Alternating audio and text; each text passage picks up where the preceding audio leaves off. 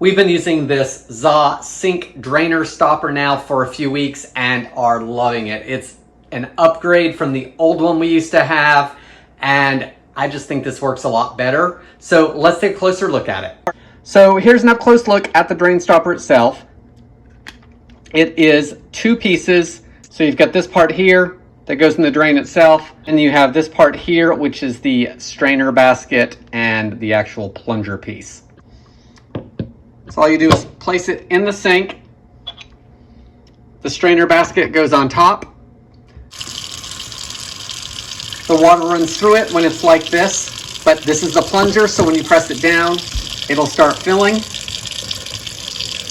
When you press it again, it drains it. The great thing about this is once all the water has drained, the basket catches all that food particle that you don't want going down into your drain system, and then you can just lift this up and go and empty it in the trash.